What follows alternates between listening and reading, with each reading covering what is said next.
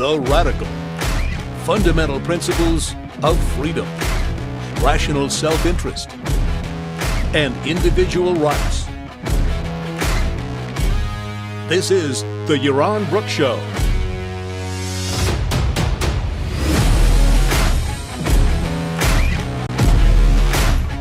All right, everybody, welcome to Yaron Brook Show. And I know you're not seeing any video right now, but there it is. It came on. So, hi, everybody. On this Thursday evening, I hope you're having a great week. Sorry, I haven't done as many shows as I expected to. Some family emergency stuff, and anyway, everything is okay now. So we are back. Expect a show today, maybe tomorrow night, and then Saturday is my birthday, so probably not on Saturday, but Sunday, certainly a show on Sunday. So good. Things opening up. I'm excited. Puerto Rican governor announced today that Tuesday restaurants will be opening. They can open up at 25% capacity. Stores can open, but you can't try on the shoes or the clothes. You have to take them home, maybe try them there and bring them back. So, but stores will be opening, and restaurants 25% capacity. That's fine with me. Better than zero. And pretty much it looks like most things. Oh yeah, importantly, barbershops are going to be open on Tuesday, so I will finally get a haircut. I've been looking forward to a haircut for quite a while. This is getting a little unruly, and it's been a long time since I've had long hair, and this is too long for me. So looking forward to getting a haircut. I'm not sure what exactly the regulations are going to be about haircuts, but yeah, the law is going to be that you have to wear a mask everywhere. Malls are going to open. They've got all kinds of regulations per square foot, how many people are allowed in the mall and everything. Yeah, so beaches, importantly, beaches are opening, but beaches are opening under certain restrictions, right? So beaches are opening. Wow, we've got somebody from Nanjing, China. Hey, Pfeiffer, great to have you on from China. That's great.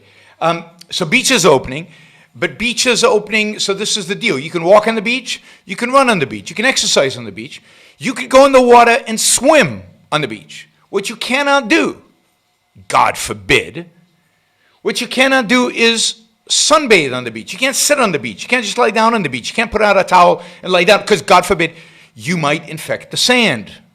Because I don't know who else you're going to infect sunbathing at the beach.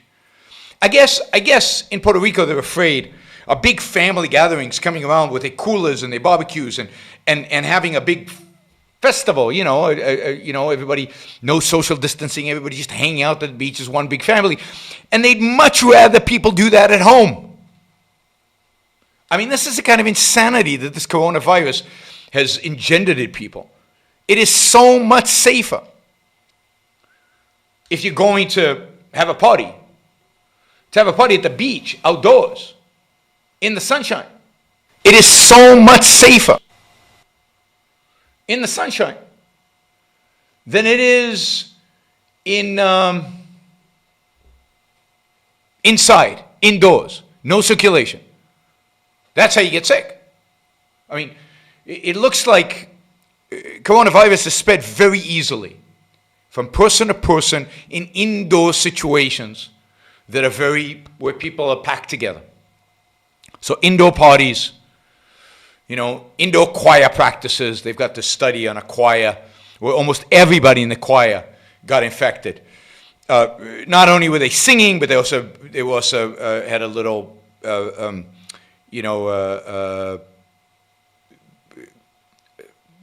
time where they were socializing and they were drinking, eating, and there was also moving chairs around and folding chairs, unfolding chairs, and all of that activity and all that interaction with people. That is what got them sick. But it's in that closed space. Outdoors, more and more evidence suggests you're pretty safe. But no, can't have people lying around on the beach. Who knows who they'd infect? As they lie there, they would spit out coronaviruses up into the air, and people passing by might get. I mean, it's nuts. It's nuts. So yeah, but things are opening up. So yeah, this is going to be good. I can't wait to go to restaurants. I can't wait to kind of go and walk around in the streets and maybe, you know, I don't like shopping, so I'm not looking forward to shopping. But I can't wait to go to the beach. So I won't lie around. I'll walk and I'll swim, and I'll walk and I'll swim. Cool. As long as I get to swim, as long as I get to go in the water, I am going to be a happy crab. I am going to be happy on the beach. So things are looking up. Things are looking up. Now, this trend of opening up is all over the country. It's not just here in Puerto Rico, but it seems like state after state is opening up, and this is really, really good news. And of course, the whole phenomenon of opening up has become tribal. It's become, you know, some people support it, and they support it primarily because their side is supposed to support it, and some people against it, and it's because their side is supposed to be against it, I guess, because, you know, it doesn't sound like either one on either side has very good arguments to support their cause. But that's you know, coronavirus, more than any other phenomena, here's a scientific phenomena, science-based phenomena, fact-based phenomena, that can be evaluated based on science, based on facts, based on information, based on data. All that is irrelevant to most people, it seems, because it seems like it's all political. Which medicine you think is good for coronavirus? Now, why anybody who doesn't have a medical degree has an opinion about this, I have no idea. But the medicine that you think is good or bad for coronavirus depends on what political party you lean towards. Now, that's insane. I don't have an opinion about medicine, and I read a lot about these things. Why do people who don't have medical degrees have an opinion about medicine? Isn't that left to the doctors and scientists? And you know, you can read about it online, but then ask the doctor. Whether to open up or not open up is not associated with science, facts, evidence, economics, human life, anything like that. It's much more correlated now with political affiliation. Whether you think this was a really bad virus and it actually killed a lot of people or not, it's not a question of fact. It's not a question of data. It's not an empirical question. It's a question determined by whether you happen to be a Democrat or Republican. Whether young people are susceptible to this disease is a question of politics, not a question of empirical data. And on and on and on you go. Everything about this crisis has become a political question. It has nothing to do with the data. And indeed, as we'll see in a minute, if you are for opening up the economy, then you're obviously, unequivocally, according to some people, just a racist. If you weren't a racist, then you wouldn't be for opening up the economy. And on it goes. It's got nothing to do, again, with data, freedom, principles. It's just purely a political question. I don't know where you go from here. I don't know where the culture goes from here. I don't know where society goes from here. I don't know where the politics goes from here. I don't see what moves it in a objective direction, not an objectivist direction, it's just an objective direction. What moves it away from this mindless politicization of everything? Everything. You know. And it's I don't know. I think it's scary. I think it's very, very scary. And it does not bode well for elections. It does not bode well for accepting elections and accepting legitimacy of elections, and it does not bode well for separation of powers. It does not bode well for getting anything done. It does not bode well for the future of freedom in this country. But on the other hand, neither side is strong enough and big enough to actually act in an authoritarian way against the other side. So at this point, we've kind of got a stalemate of two different political views that both lean towards authoritarianism, but neither of them can get away with it because the other side is too strong. And how do you get out of that? How do you offer a better third alternative. That is going to be, I think, the real challenge, the political challenge of the future, before objectivism, before we get to that debate. But just how do we maintain the American system of government, given the tribalism, given the mindlessness on both left and right, on both sides of this? Now, I think at the end they're going to unite under one platform, and it's not clear what that platform will be, but they'll find a platform that will unite both of them in their ultimate authoritarianism and authoritarian streak to them. And it will be interesting to see how that all comes about and when that all comes about. But again, all of it adds up to being a scary time to be in America, to be in the world. I actually think that the whole decision about opening up in other countries seems to be less political. It seems to be less motivated by politics. It seems to be less tribal. So I don't know. It very much seems right now, and maybe this is just my bias because I live in America, that America is worse than other countries in terms of these kind of approaches. This approach to science, to evidence, to facts, to medication, to treatment, and that there isn't this bifurcation in the rest of the world, that people are still looking, at least, maybe in bad ways and flawed ways, but they're still looking at facts and evidence more than they are to political and political affiliation. Right. All right. So what I wanted to do is I found this article. I thought this was interesting. I found this article by somebody who was awfully anti-opening up.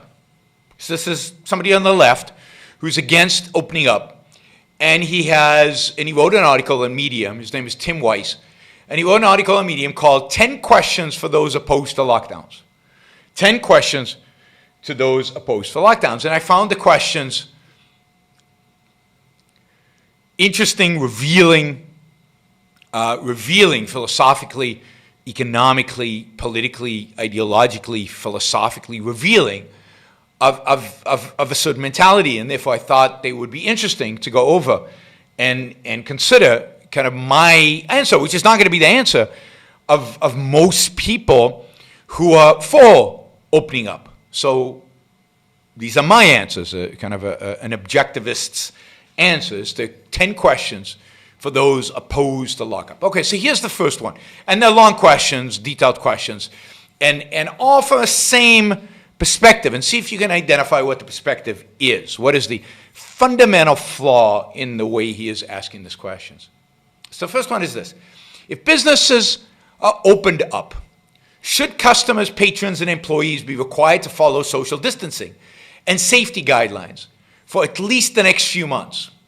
Or should decisions about masking, spatial distancing, seating, and/or standing capacity be made by each individual or business owner as they see fit? Now, that is a great question in a mixed economy, because almost everybody is going to answer, oh, no, they should be required to follow social distancing requirements, safety guidelines, because after all, we don't allow people to smoke in restaurants. We regulate restaurants in a million, and stores and everything else, and human behavior generally in a million different things in order to protect individuals from themselves. We don't allow people to choose for themselves anything. So why would the coronavirus be any different? So I think many people on the right would actually argue for opening up, but regulating it, but controlling it. And if they're not, then they're hypocrites, right? Then are they going to allow restaurants to make this choice? Are they going to allow businesses to make this choice? I'll get to that point in a second. So my answer to this is, of course. It shouldn't be dictated by the government. Of course, this is a decision that should be left to business owners and to customers. And if customers don't like the social distancing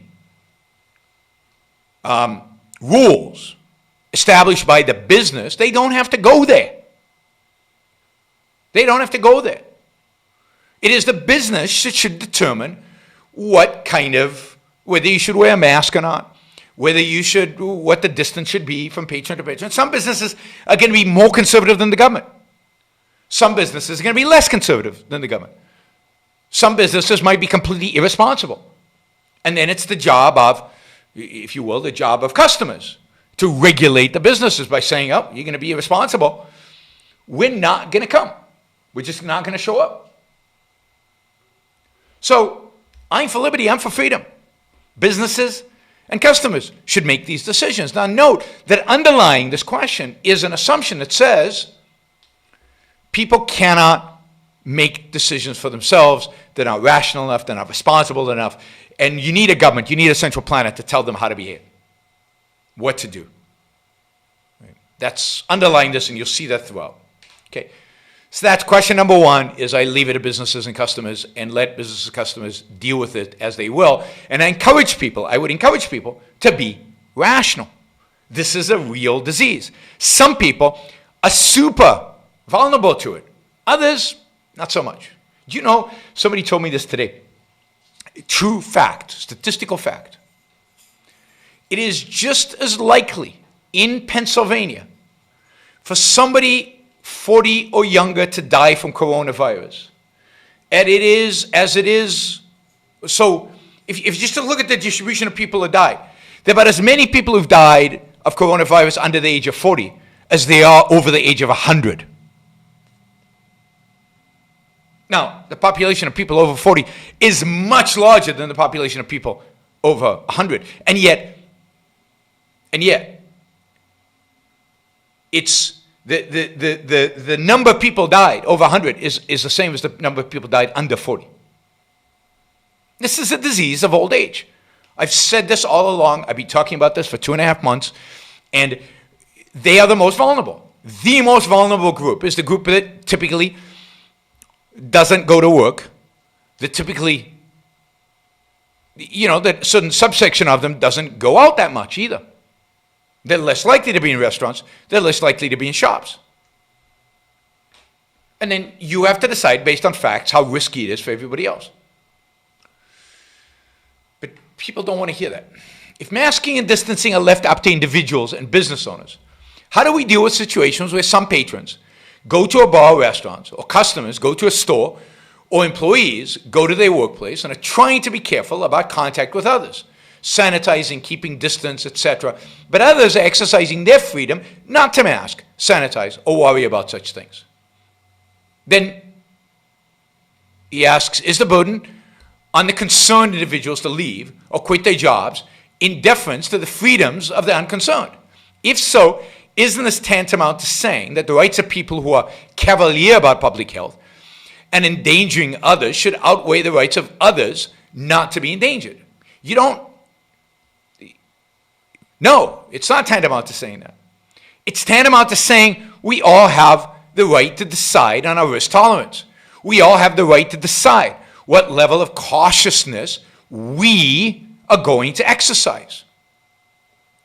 And if it's an environment where we feel uncomfortable because we think the risk is too high, then we leave. And look, I don't know what your risk tolerance is. I don't know whether you have pre-existing conditions. I might be able to tell how old you are, but not more than that. You need to be responsible for your life. Now, again, the assumption here is that I think that most individuals are irresponsible. Most individuals don't care. Most individuals are going to spread their viruses all over the place. And that the few responsible, rational, data-driven people are going to be unsafe and are going to be threatened by all of this.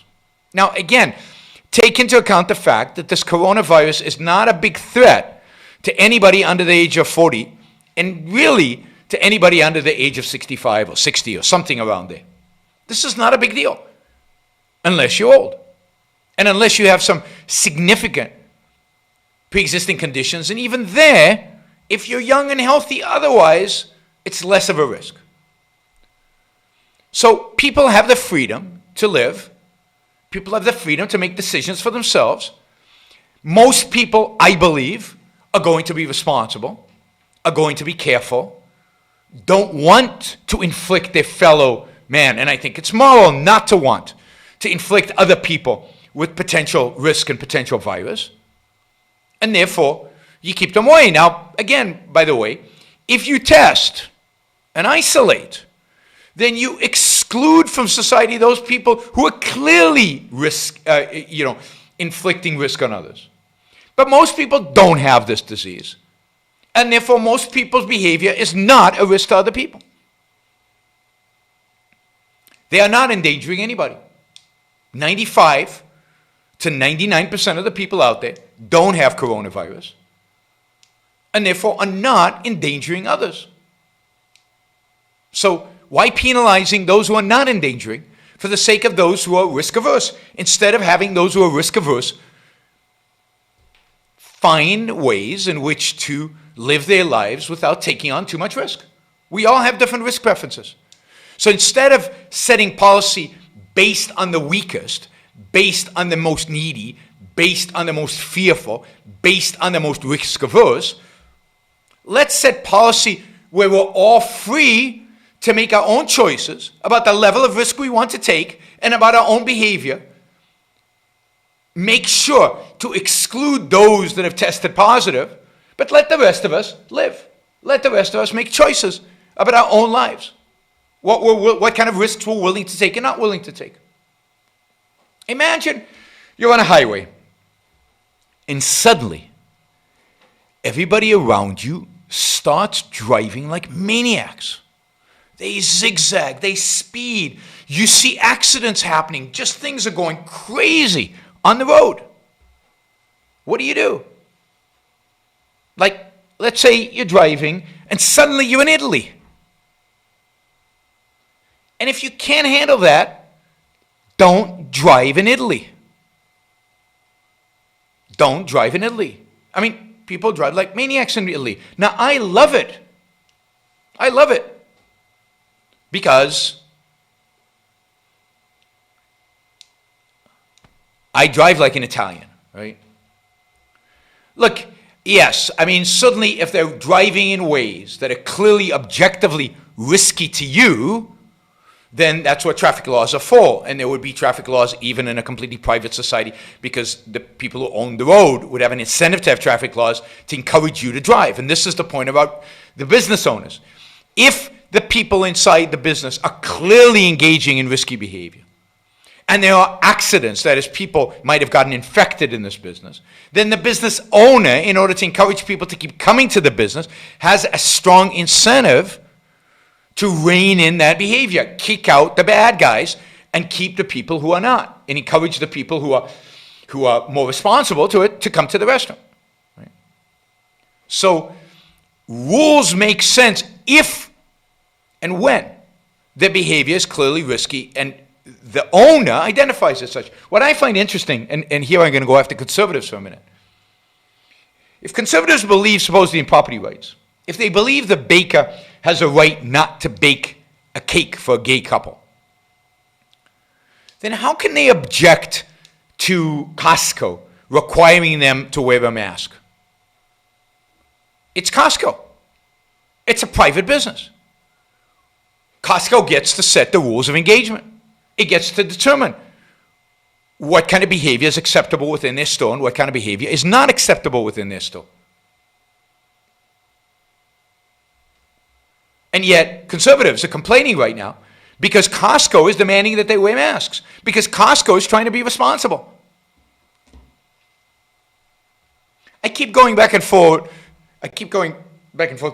with regard to masks. And I know, like, Amish Adalja doesn't think masks really help, and there's certain risks associated with wearing masks. I keep going back to Asia, and I keep going back to Asia's success with this virus, to South Korea, Taiwan, Hong Kong, and Singapore. In Hong Kong, I just read an article about how most of the success was voluntary, was people's voluntary behavior.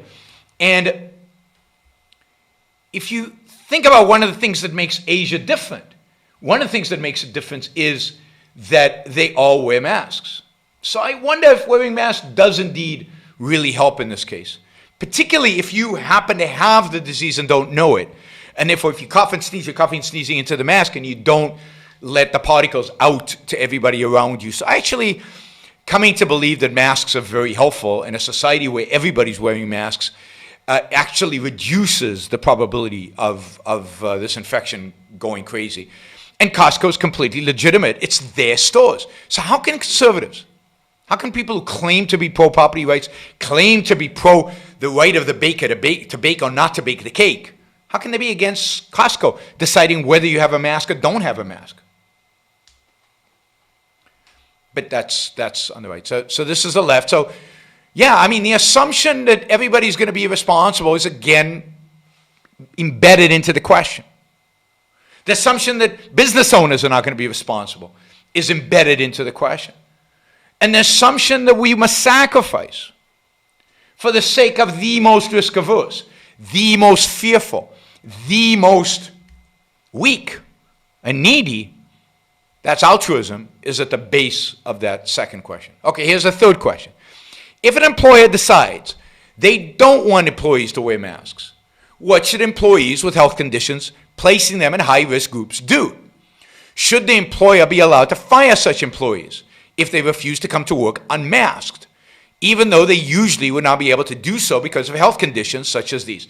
Now, first, I believe employers should be able to fire you for anything. I believe employees should be able to quit for anything, unless there's a contract that specifies something else. So yes, if the employer decides that in my business, in my restaurant, in my store, nobody wears masks, they should be able to fire you for if you insist to wear a mask. That's, now, how often would that happen? I don't know. But think about this too. This guy, Tim Weiss, who's writing this, believes that the lockdown should persist. So this person doesn't have a job anyway. This person who doesn't want to wear a mask and now he's being fired is right back to where he was when the lockdowns were happening. He doesn't have a job. The difference is that Tim doesn't want anybody to have a job, and Tim doesn't want any business to be open, and Tim doesn't want any business to be able to make choices about opening, about the kind of opening, about how to treat its customers and how to relate to customers. And Tim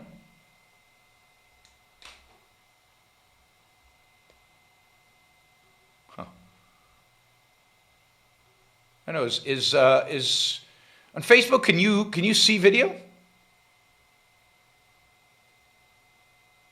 If anybody's on Facebook and they've got, oh, there it is. Okay, I don't know if video's coming in and out. What exactly is going on? And Tim doesn't want customers to be able to access the stores.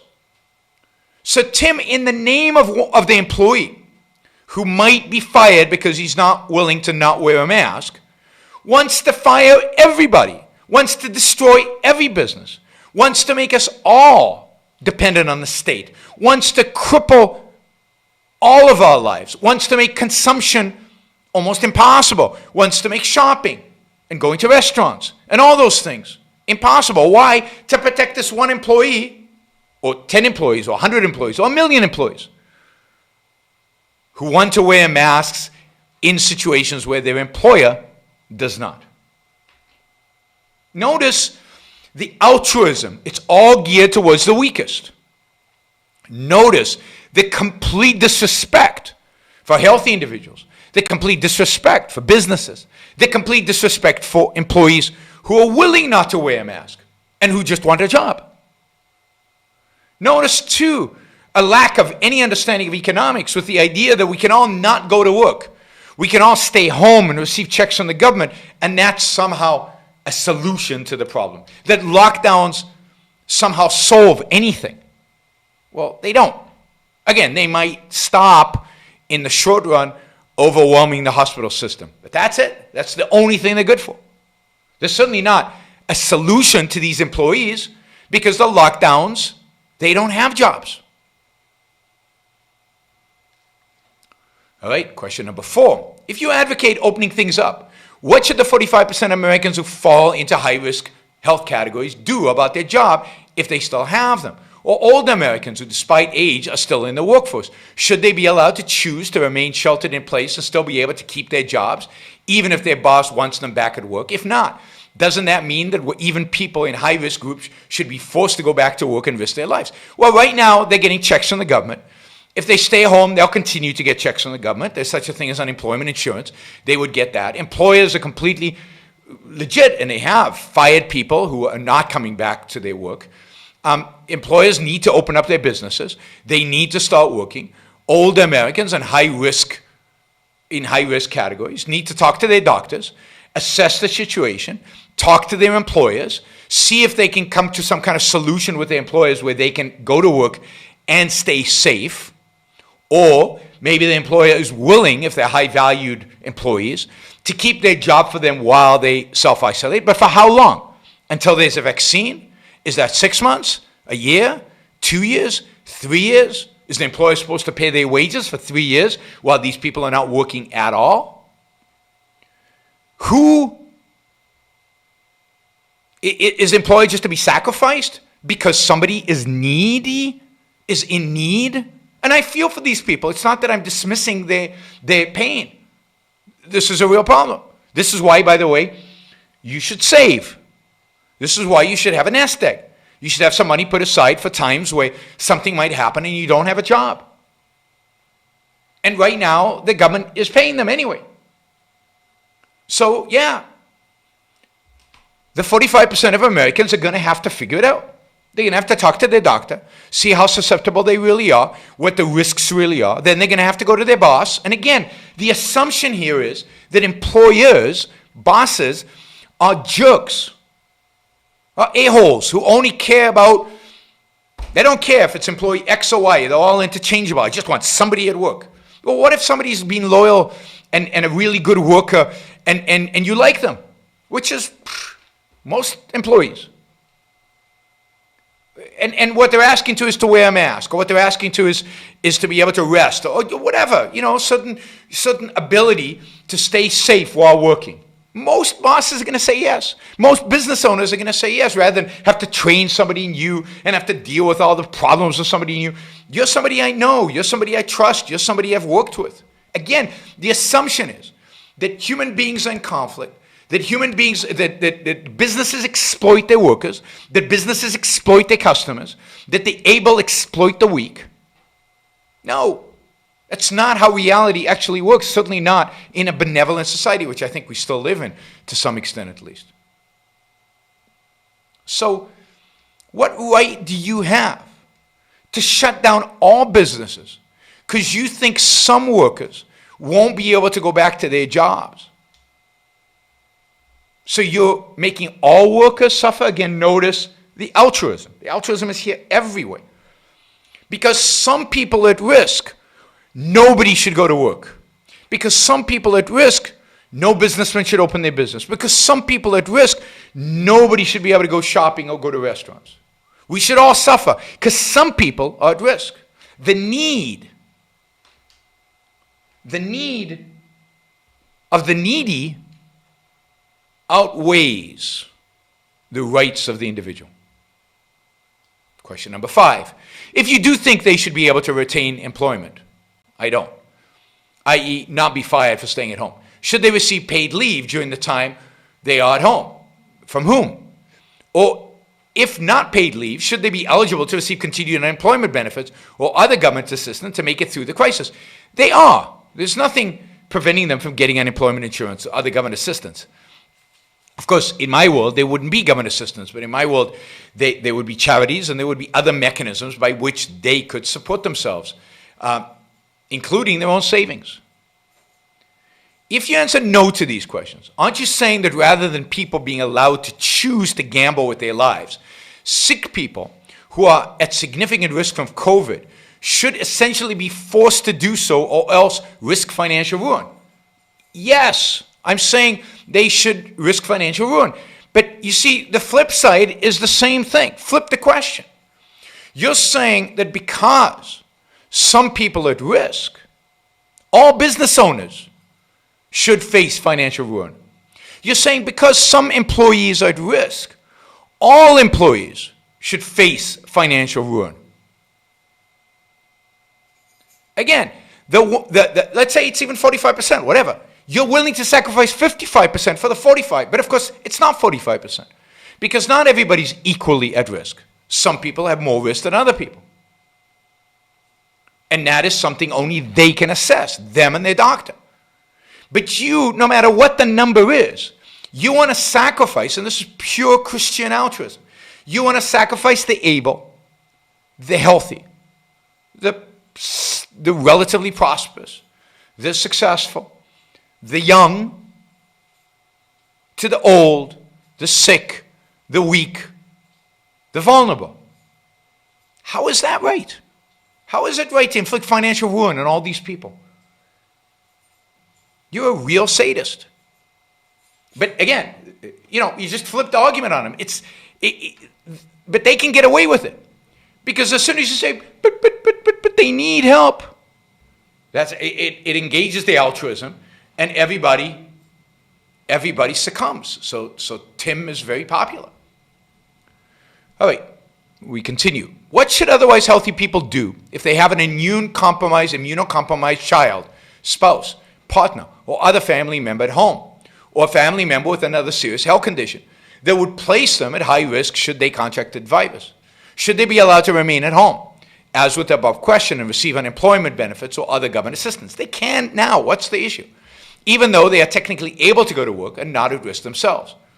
If you say no, then they should not be able to stay home and collect such benefits if there is a job available.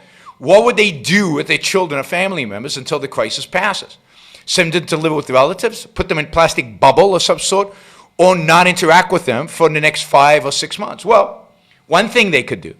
Here's a solution. I mean, it's a pretty radical and crazy solution, but here's one solution. They could get tested.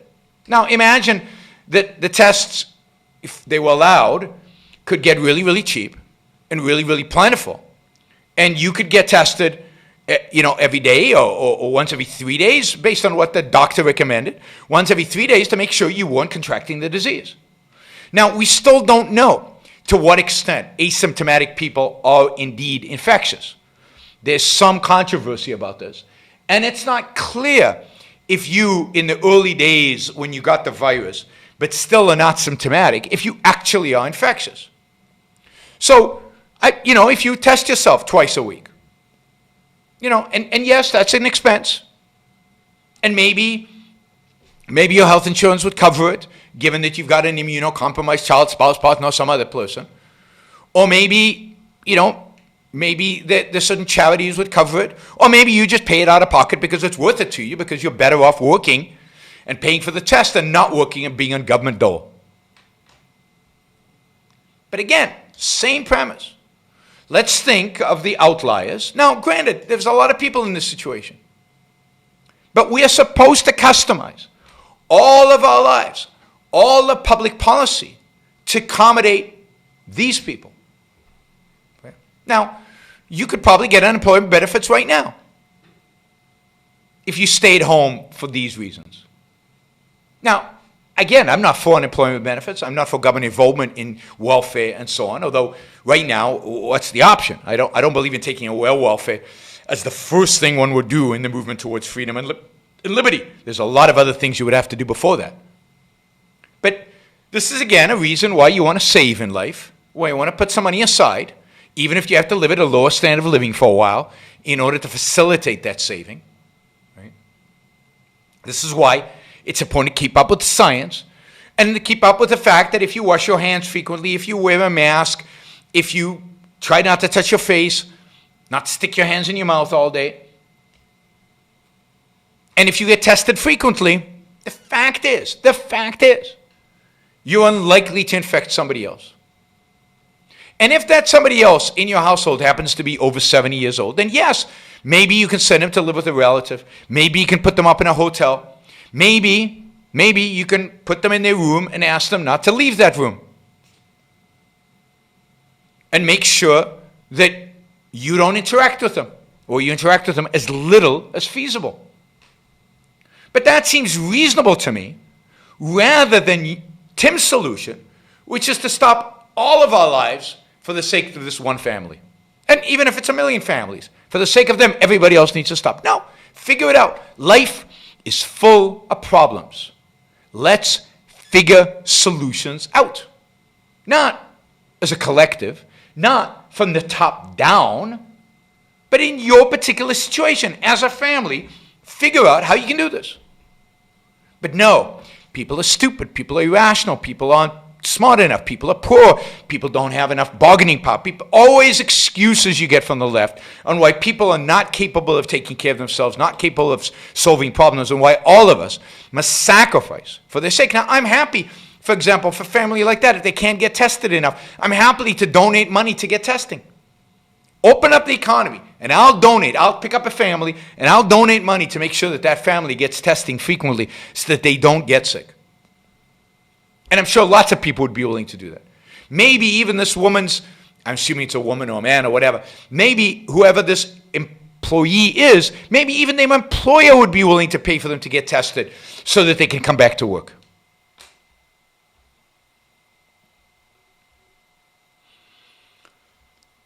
The extent to which these people hate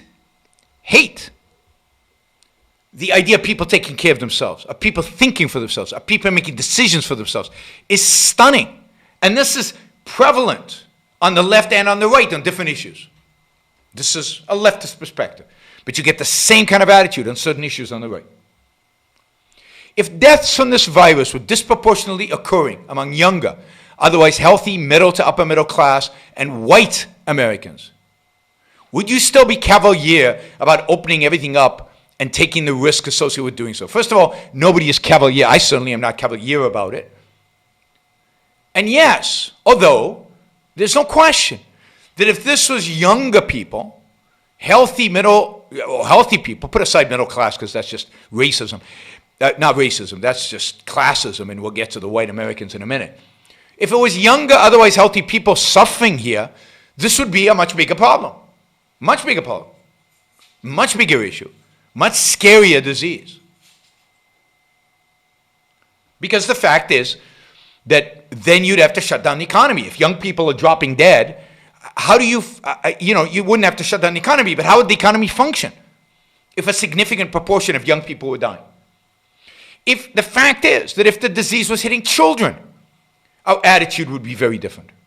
Because there's a difference, and I know it's not PC to say it, but there is a difference between a child dying and somebody 85 dying. The 85-year-old has lived his life. A child does not. And a child's death devastates his parents in a way that a parent's death is hard, but they're 85. And you expect that death to happen sometime in the next 5 to 10 years anyway. A child still has 85 years in front of him. So you can't, again, this kind of egalitarianism, all lives are the same. No, they're not. No, they are not. Now he says, what if this hit middle and upper middle class? Ooh, why would that make a difference? And white Americans. So this is the racism of the left. Their racism manifests itself in that they think everything is motivated by racism. Their racism manifests itself in that all they can think about is, it's a kind of a Marxist, racist aspect. All they can think about is classes. All they can think about is how to sacrifice the able to the weak, the able to the needy. And all they can think about is, ooh, what's the color of their skin? Who got sick? Oh, what color is it? Rather than thinking about why is it that the disproportionate number of blacks are dying from this, is it really their blackness that is causing them to die? Maybe. If you believe the stories about deficiency in vitamin D, blacks tend to be more deficient in vitamin D than others, then maybe that's weakening the immune system. I don't know. I don't have a position on that. Maybe it's because they tend to have a bad lifestyle and they tend to be more obese. I don't know again. It's an empirical question. Maybe it's the socioeconomics of it. Maybe among black families in places like New York, there's more intergenerational families together, living together, so that older people got infected from younger people. I don't know. All these are legitimate questions to ask. But the assumption is that if you're for freedom, if you're for choice, if you're for everything else, then you must be a racist. Because he says, if you answered let's see, if you answered no, aren't you admitting you think the lives of those who are currently disproportionately affected, working class, older, less healthy, and people of color, are less valued than the lives of younger, healthier, and more affluent white people? Now, take out the white people, because I don't care what color skin you have. Yeah, I think there's a difference between older and younger. I think there's a difference between healthy and unhealthy. I think the differences. I don't think there's a difference between working class and middle class. I don't think that matters. But yeah, in some dimensions, there is a difference.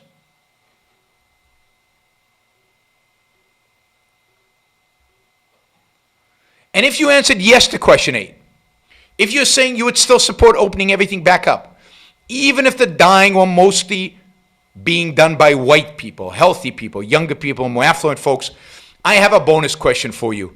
Why are you lying? In other words, we're all racists. And if this was hitting white people, we would not want the economy opening up. I, by the way, want the economy opening up even if white people are dying. And by the way, white people are dying. I don't think this is just a black thing. It's disproportionately, but it's still true that most of the people dying happen to have white skin, for whatever that's worth. And yeah, as I said before, I think there's a difference if you're young or not young. Affluent? Why does affluent make a difference? If rich people are dying of this, it wouldn't make me less inclined to open up the economy. What would make me inclined or not inclined to open up the economy is data, is information about the riskiness of behavior, about what causes people to die of it. And the argument to close down anything, to limit people's freedom, I mean, there would have to be, it would have to be pretty extreme situation where I would advocate opening up in any circumstances. Sorry, locking down in any circumstances. In almost all circumstances, I would argue for opening up. No matter who was dying. And then opening up responsibly. But that responsibility is the person's, not the state's, not the government's. The responsibility is on you, figuring out what's responsible, given the data. Given the data. All right, those were I don't think there were 10 questions. I thought there were only 8 questions. Anyway, that's Tim Weiss, leftist, anti-individual decision-making, anti-individual's ability to think for themselves, and pro-altruism in the worst kind of sense, right? Altruism is bad enough. But he explicitly wants to sacrifice the business owner, explicitly wants to sacrifice the able, explicitly wants to sacrifice the young and the healthy to the sick. I don't believe in sacrifice of anybody to anybody. It's interesting that in his bio, the way he defines himself is, I'm an anti-racism educator author. No, Tim, what you are is a racist. Anybody who uses race to try to inflict guilt, or to try to manipulate people, or to try to suggest everybody else is racist, it's probably a racist. Anyway, I thought those were interesting questions. Hopefully you found them interesting.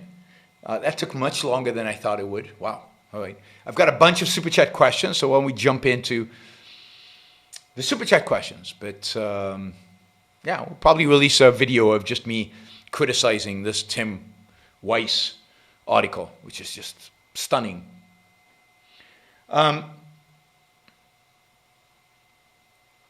Let's see. Let's see if there's anything related to this.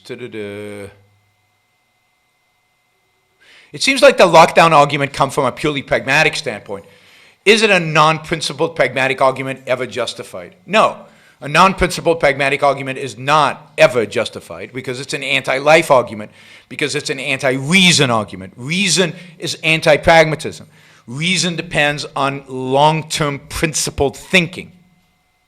Pragmatism is the negation of principle and negation of long-term. It's a negation of reason. And any decision, any argument that rejects reason is unjustified. It's detached from reality. It's detached from values and should be rejected offhand, right? And you just saw that the lockdown arguments are not purely pragmatic. They're motivated by morality, by ethics. Oh, the lockdown arguments are clearly motivated by altruism.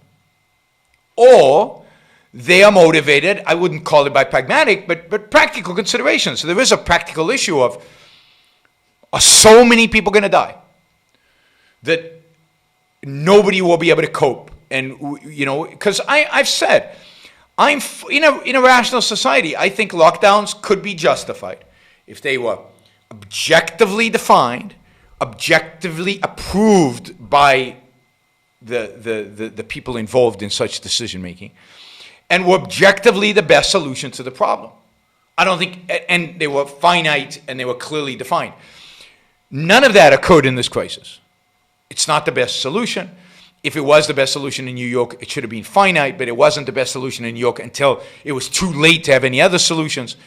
So again, I'm not anti-lockdowns in all situations. I'm anti-global lockdowns, like the whole country being locked down. But there are situations when in a particular geographic area, in a particular place, in a particular block, in a particular city, you can imagine a lockdown for a particular period of time. If the threat was severe enough, if you could objectively determine that.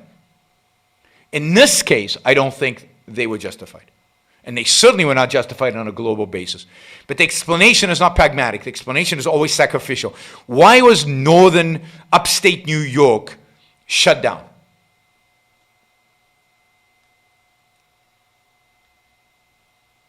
Why was upstate New York shut down?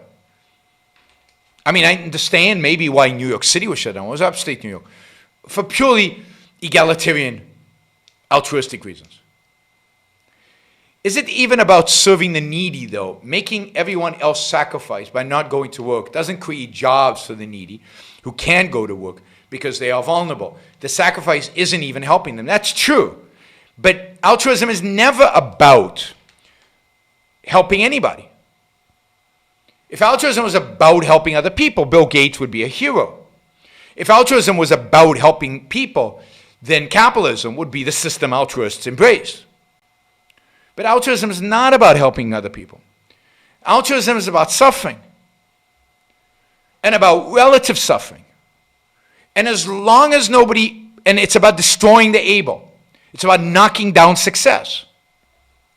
So it's about everybody suffering and not getting some people out of the suffering. It's why Mother Teresa is a saint. Not because she helped anybody escape suffering. She didn't. She made it possible for them to escape death so that they could suffer more. The extent to which suffering is caused, that is the extent to which you are a saint. It's not about success. It's not about enlightenment. So you're absolutely right. It's not like, by sacrificing the able, you're making the sick better off. No, the sick stay sick. They stay poor. They stay miserable. But now they are joined by the healthy who now are miserable with them.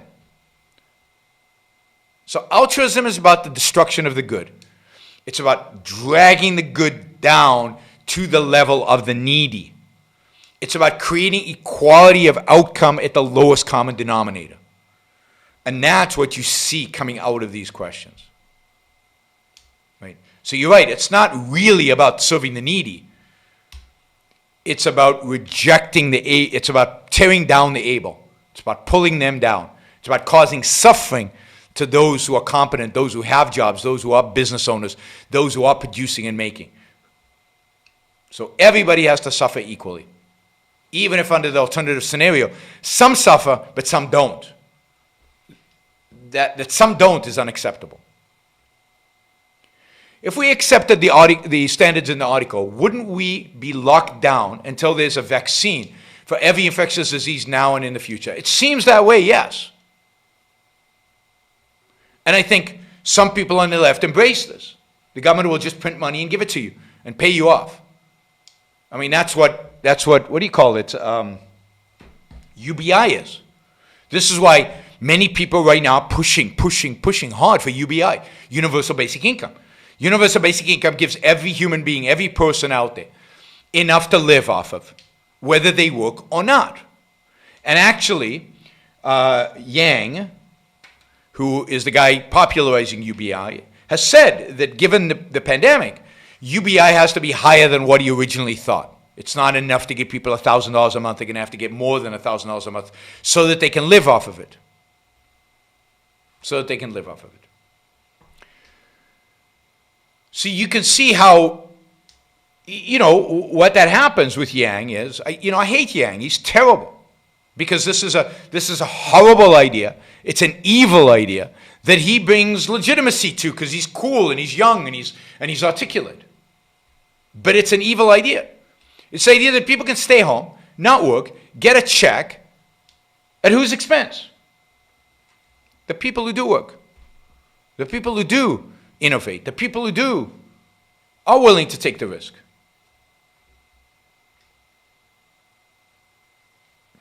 Why should somebody else get my $1,000? Has to come from somewhere. Somebody has to pay for it. And if the government just prints it, then it's just devaluing that $1,000 every month. And at some point, they're going to have to stop devaluing it and take money from me to pay for your UBI. How is it just, again, to live off the people?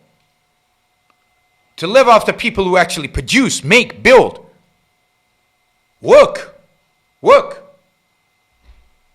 For people who are too scared to leave their house and they're afraid and they don't want to go to work and they want to stay home. So they get my hard-earned money? Why?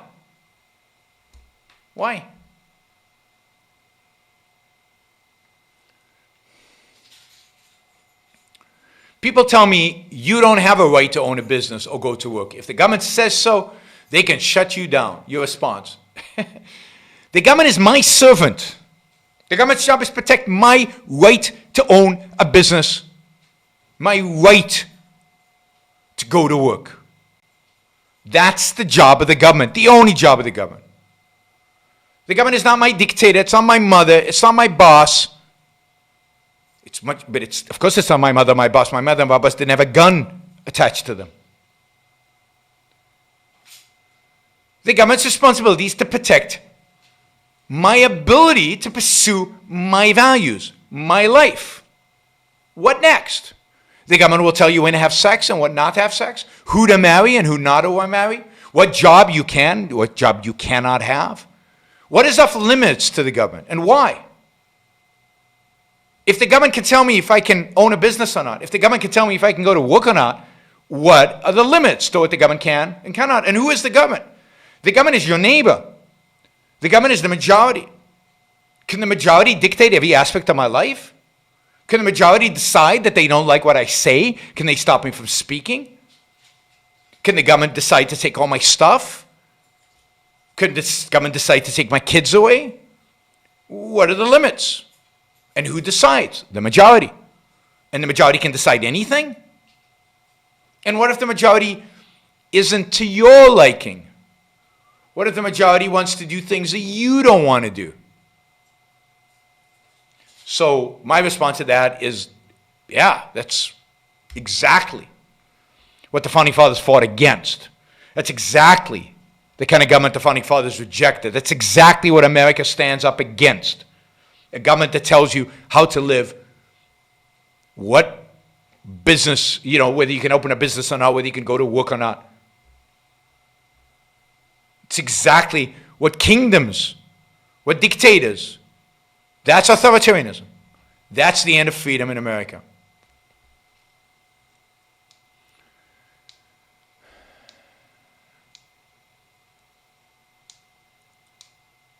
All right, let's see.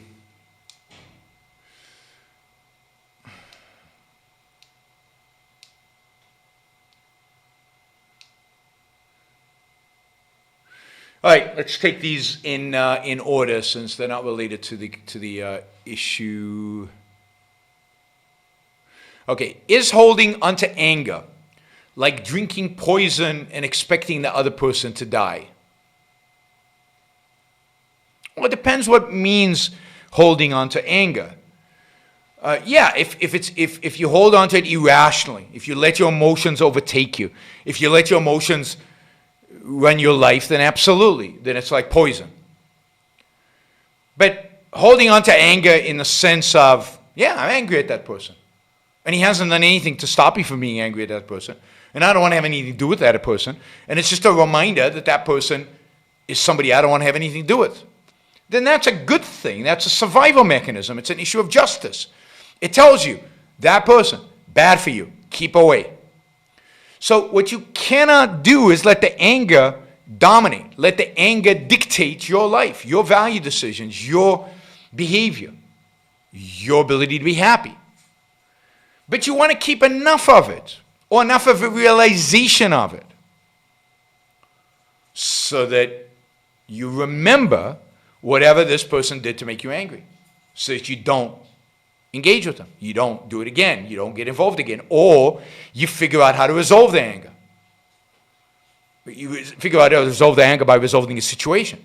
You get the person to apologize, or you find out what was motivating it, or you discover it was a mistake, or whatever it is. Part of what the anger should motivate you to do is resolve the situation. If it's not resolvable, then you have to put the anger aside, but stay cognizant of the fact that this person made you angry, and that's a part of the equation of how you deal with them. But yes, your anger doesn't affect the other person. So if you obsess about it, you suffer. Nobody else does. When people say that's a reductionist argument, does that mean they don't believe in integration and thinking in principle? Well, it depends what the argument is.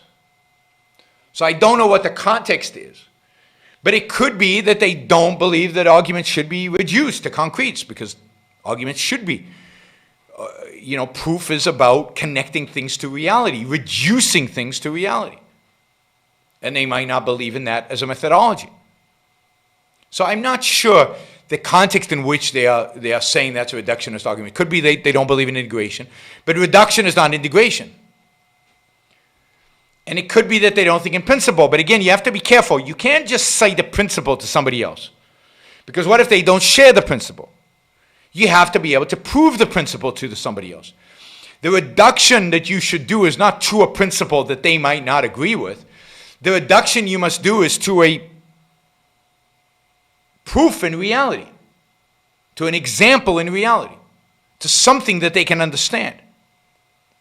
A principle is a massive integration, and usually comes from an induction. But not everybody's going to share your principles.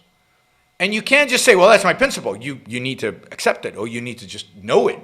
You have to be able to prove the principle. And to prove the principle, you have to have a variety of examples, all reduced to reality, to concretes in reality, and show how it all integrates into one principle, into one truth. Are you or have you ever been a fan of The Simpsons? No, I'm not, and I haven't been. Assuming you've seen it, did you find the Ayn Rand School for Thought's daycare center joke funny? I didn't find it funny, but I'm not a fan of The Simpsons. I never was. I never liked it from day one, and primarily because I don't like that form of illustration. I don't like the other one. I don't like any of those modern illustrated things. I don't like how they distort human figures and faces, and it's silly and childish, and I just don't see the point in it. I understand some of the storylines were clever and some of the jokes were clever, and I thought the Ayn Rand School for Thought was just the usual undermining of Ayn Rand's ideas. Yeah, I never liked Family Guy. I never liked South Park. I like certain episodes of South Park because of the humor, but not because of the illustration. I find the illustration stupid, and I don't like those kind of cartoons. I don't find them interesting. I like Bugs Bunny like a million times better, and I find it much more sophisticated. The humor in South Park is sophisticated, although dominantly, I think, nihilistic. But I don't watch King of the Hill. I haven't watched any of these things. I don't like any of them. Again, I like Bugs Bunny. I like, I like the old style of Disney animation. I like realistic, full, interesting, rich animated environments. I'm having trouble seeing how objectivists decide what objective selfishness is. Why isn't the guy ditching his family for the hot 25-year-old at the bar acting in his own self-interest, according to his own value judgments? So, this is not easy to answer quickly. But look, let's take the guy ditching his family for the 25-year-old at the bar acting. He might be. I doubt it, but he might be. Right? Wow. Somebody's saying my morality is the morality of Kant. By the way, if you want to ask me a question, there's a super chat. I'll answer any question you have on the super chat, but I'm not going to answer questions in the chat. I don't see them all, and you've got people paying for their questions, and I prefer them. So, you know, you're insulting me on the chat is not going to get me to answer your questions faster. Putting a couple of dollars behind your question will get me to answer your questions faster. But it doesn't really matter because you're not really interested in me answering a question. You're interested in just being insulting and being stupid.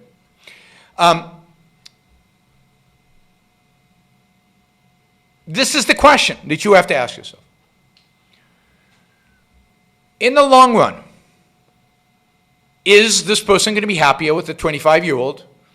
And on principle, is this person going to be happier by chasing after any whim, every desire that he might have?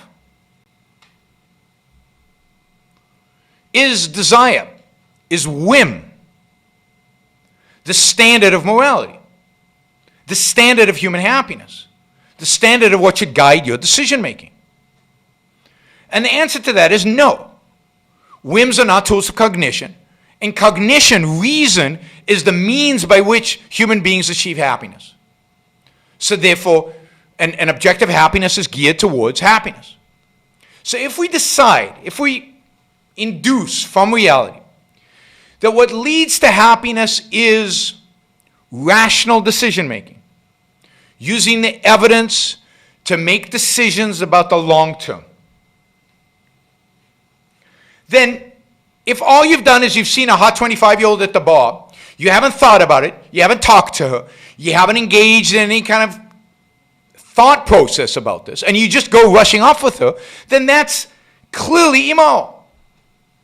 Because you haven't rationally considered it. Now, if you meet a 25-year-old and you fall in love with her, and you consider all the alternatives, and you decided you don't love your wife anymore, and you're willing to support the child that you have, the family that you have, and you're going to now go off with this 25-year-old, then it's in your rational self-interest. The standard is this rational? Is it considered? Is it something that is consistent with your principles? The principles that you have induced are good for you, are just, are long-term in your self-interest. Now, it is not true that there are only two options in life. And this is what this person trying to insult me is advocating, right? There are only two options in life.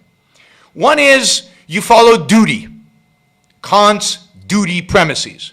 You follow duty. You follow commandments. You do what you're supposed to do, period. And the other is you're subjectivist. You can do whatever the hell you want in the instant, on the moment, whatever, everything goes. That is primitive thinking. It's actually not thinking. That's just primitivism to have those two categories, and that's it. That's not moral thinking. That's not philosophical thinking. That's just primitive. And it's exactly the rejection of Ayn Rand. Ayn Rand's argument is that those are not the only two alternatives in life. Duty, emotion-based whim worship. There is a third way. And the third way is to define objectively, from experience, from induction, what is truly good for you. Consequentialism is not a morality. And of course, you don't know what the consequences are going to be, and you still don't have a standard. Consequentialism doesn't give you a standard for what that morality should be, what consequence is good and what consequence is bad. Consequentialism is nothing. It's a zero. It's empty of content. Consequentialism to whom? For what? So moral individualism is about you deciding your life is what's important and then figuring out what are the principles to guide your life. And are they universal principles that guide all our life? Do we as a biological entity have an identity? Are there certain things that are true for all human beings in terms of what will lead to their happiness and success? And to the answer to that is clearly yes. Just like biologically, some things are poison no matter who you are, no matter what you think. Some things are poison. Some things are objectively bad for you, and other things are objectively good for you.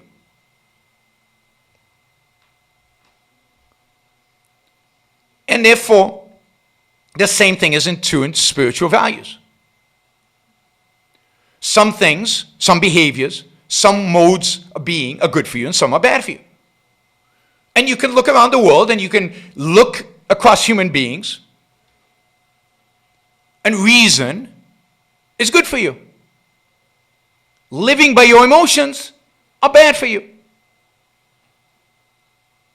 When you get into trouble, and almost everybody has this experience, when you get into trouble, it's almost always because you followed your emotions and you didn't think it through. So it's the thinking. It's the thinking that is crucial. So therefore, the is that says the thinking leads to success in life creates an art, which is if you care about life, you must think.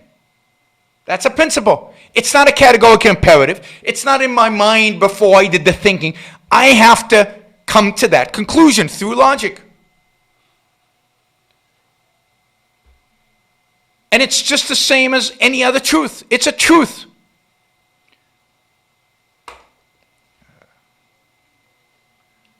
So the fact that objects fall,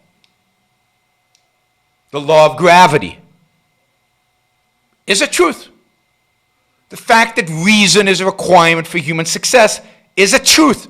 They have the same standing.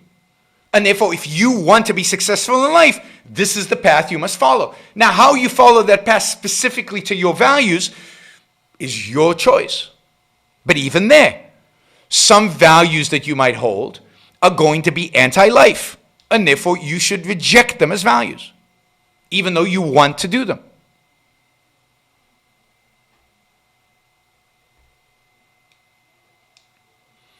So, again, you don't really have an understanding of ethics if you think that, again, the only two alternatives or that consequentialism is a standard for anything, because it's not. All right, why should a person, consequentialism, utilitarianism is a consequentialist, and, philosophers for a long time have repudiated and justifiably utilitarianism. It's just a lousy philosophy. Why should a person who takes thinking seriously hate conspiracy theories? Well, because what does thinking mean? Thinking means going by evidence, going by facts, going by reality. And conspiracy theories are anti-facts and anti-reality. They're anti-reason. So anybody who's thinking, anybody who takes thinking seriously, anybody who respects the human mind, anybody who respects reason, should reject conspiracy theories. Now, that isn't to say there are no conspiracies out there. There certainly are. There are lots of conspiracies. What makes conspiracy theories, as their common use is, crazy is the fact that they reject facts. They reject reality. They're not cognitive. They're not about thinking. They're about emotion. They're about speculation. They're about revelation. They're mystical.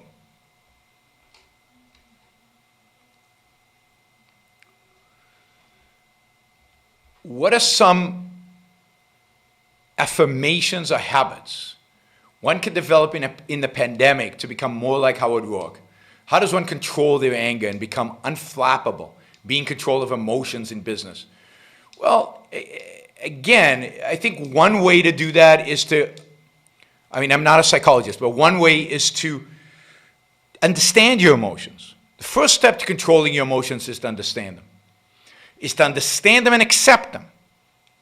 And know where they're coming from. And know why they're there.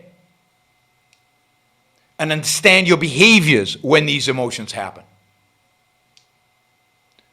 So, it's not that Howard Roark controls, it controls in some, rationalistic way his emotions. He experiences his emotions. He understands his emotions. He recognizes his emotions.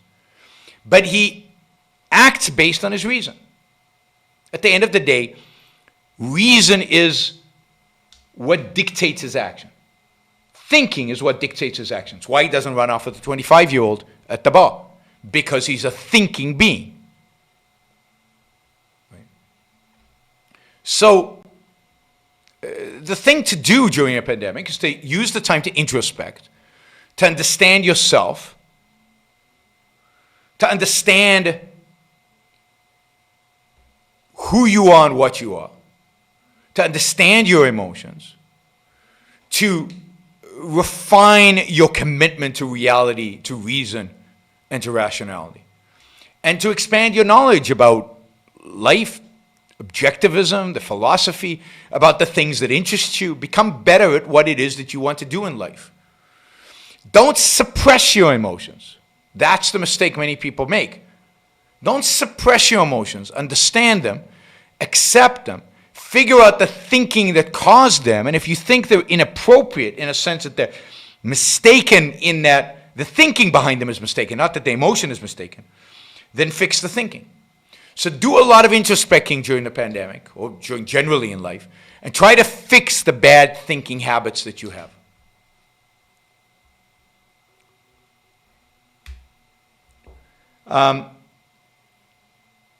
No, I'll answer one of these questions. No, it's not possible to be happy doing bad things.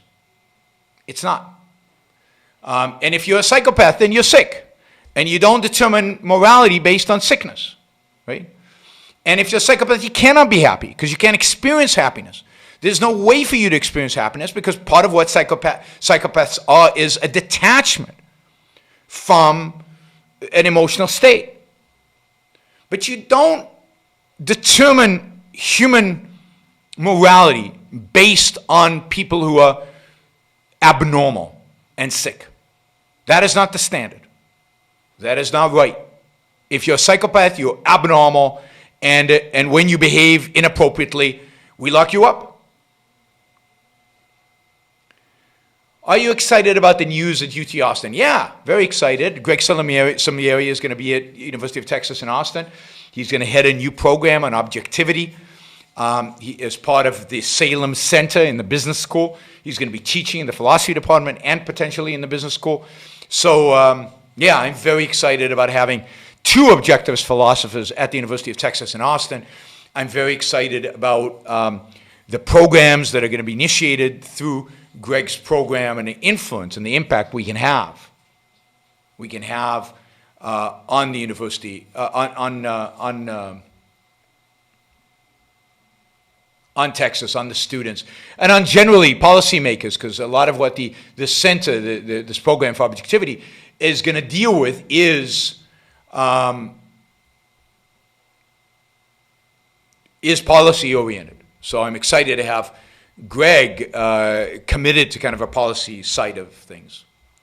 Is there something to say for the ancient Roman culture of dominance that catered to the strong and allowed the weak to fall behind?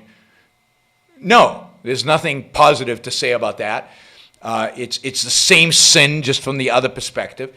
Why go to Rome? What you need to go is to the founding of America. What you need to go to is to the idea of individual rights and the trader principle. There's something to be gained from people who are not as strong as you. There's something to be gained from people who are not as smart as you. And that thing to be gained is to be gained through trade. And the way to engage with people stronger and weaker than you are is, stronger than weaker in some dimension than you are, is through trade. I did not get a super chat, no, if that is the question. I'm answering all the super chats I have received. So no, I do not believe any kind of system that enslaves some people to others, that places some people in a dominance over others, not dominance in terms of ability, but dominance in terms of power, in terms of force over others is right. It's never right. Neither sacrifice yourself to others, nor others to yourself. The way to deal with other people is through trade, value for value, win-win relationships. And Rome, I think, collapsed in the end because of those kind of power relationships, use of force, dominance of some over others in every aspect of life. Okay. Did you finish How Innovation Works yet? I hear that came out this week in hardcover. Did you read the audiobook? When is Matt going to be back on the show? All right, Matt's going to be back on the show. When did we decide? In early June. Matt Ridley is going to be back on the show. I don't remember the date right now. I love the book. Again, I don't agree with everything in the book. I don't think I've read everything, but I kind of skimmed it and read most of it, read a few chapters and read a lot of the book. I'll try to read more of the book before I interview Matt again, but I'm thinking of talking to Matt more about the coronavirus and what's been happening. I think he has valuable insights into the science and into what is going on in the world with regard to this, so I'm thinking of doing that. But we'll probably talk about the book as well, but that is coming up. The book just came out. It's coming out this week. It came out this week in hardcover. I hope some of you have ordered it. It's you know, is the audiobook out? Maybe the audiobook is out as well, but I highly encourage, How Innovation Works is a fantastic book. I encourage you to buy it. I encourage you to read it. I encourage you to support Matt, even if you're not going to agree with everything Matt says. You guys keep being approached by hot 25-year-olds. I'm not. Never have been. Probably at this point never will be. Hot 25-year-olds stay away from me for whatever reason. But, you know, I don't, yeah. I mean, maybe the guys on my super chat, I have a feeling that they're very successful with hot 25-year-olds. All right, guys.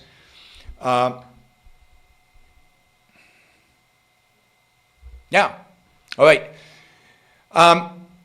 We will talk more about morality in future shows. It's a topic we want to talk more about. No, you haven't seen it. That's not true. Jesus, people are accusing me of all kinds of stuff now.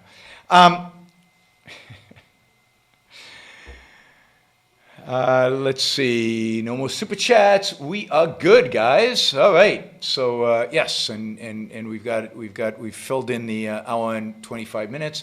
There'll be a lot more about morality. And Nagel, who equates me with Kant, really equates Ayn Rand with Kant, is full of it. He's wrong, but he can't think. He can't think in nuance. He can think only in terms of the two examples that I gave. And he doesn't really understand what objectivity means. He doesn't understand what objectivity actually is. Sorry your super chat didn't go through. Maybe next time. I have no interest in debating people unless it brings me a new audience, and I have a feeling, a strong suspicion, that you don't bring me a new audience. So I have no interest in debating you. All right, guys. I'm not interested in ad hominems. I'm just stating a fact that your thinking is binary. Like most people's thinking, it's binary.